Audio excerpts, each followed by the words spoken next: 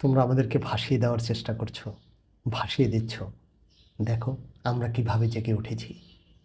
বিগত 15টা বছর হত্যা, গুম, খুন, অন্যায়, অত্যাচার, অবিচারের শিকার হয়েও একটা আগ্নেয়গিরির ভূগর্ভস্থ লাভার মতো শক্তি ছিল এদেশের মানুষ।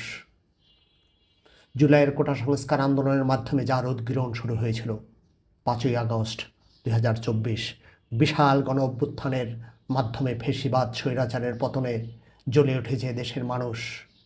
কিন্তু এখনও আমাদের যুদ্ধ থেমে নেই। যুদ্ধ যেন আমাদের জীবনের এক অবিচ্ছেদ্য অংশ। 71-এ আমি শিশু, 74-এর দুর্ভিক্ষের কথা কিছু কিছু মনে পড়ে।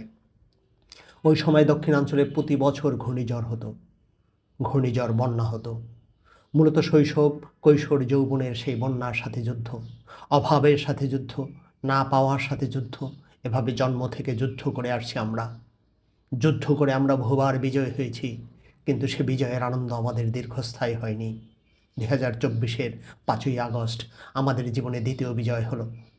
এই বিজয়ের আনন্দের মাঝেই শুরু হলো নোয়াখালী সহ 5টি জেলায় বানভাসী মানুষের জীবনের যুদ্ধ। এই যুদ্ধ যতটা না প্রাকৃতিক কারণে, তার থেকে বেশি প্রতিবেশী রাষ্ট্রের প্রতিহিংসা। তারা বিনা নোটিশে বাঁধ ছেড়ে দিয়ে এদেশের মানুষকে ভাসিয়ে দিয়েছে বন্যার জলে। আমরা সবাই মিলে যুদ্ধ করে সহযোগিতার হাত বাড়িয়ে বিজয়ের চেষ্টা চালিয়ে যাচ্ছি। আল্লাহ সহায়, আমরা জিতে যাচ্ছি। আমরা জিতবই, আমরা জিতবই। তবে দেশের পতিত ফ্যাসিবাদী শক্তি ও প্রতিবেশী রাষ্ট্রের ষড়যন্ত্রের মাধ্যমে আমাদের এই বিজয়কে নস্যাৎ করে দেওয়ার যে চেষ্টা চালিয়ে যাচ্ছে, আমরা কিছুতেই সে চেষ্টা সফল হতে দেব না। আমরা অতন্ত্র প্রহরীর মতো সতর্ক থাকব। ভুল বোঝাবুঝি, হানাহানি, রেষারেষির অবসান ঘটিয়ে আমরা একটি পরিবার হব। একসাথে থাকব, একসাথে বলবো, একসাথে চলবো। আমরা একসাথে যুদ্ধ করব, একসাথে দেশ গড়ব। আমাদের প্রবাসী ভাইরা এগিয়ে এসেছে। ইতোমধ্যে দেশের আপামর মানুষ অনেকে ত্রাণ সাহায্য হিসাবে খাদ্য, বস্ত্র, ঔষধ, এমনকি নৌকা, ট্রাক, হেলিকপ্টার নিয়েও সহযোগিতার জন্য এগিয়ে এসেছেন। এমনকি অন্যকে সাহায্য করতে এসে নিজের প্রাণ পর্যন্ত বিসর্জন দিয়েছেন। অনেকে একদিনের বেতন বন্যার্তদের সাহায্যার্থে দিবে বলে ঘোষণা করেছে। প্রবাসী ভাইয়েরা দেশে বাঁধ নির্মাণের জন্য অর্থ দেবে বলে কথা দিয়েছে। নিন্দুকেরা বলে আমাদের দেশের মানুষের দেশপ্রেম নেই। আমি তাদেরকে বলি, দেশপ্রেম কাকে বলে তোমরা দেখে যাও। আমাদের থেকে দেশপ্রেম শিখো।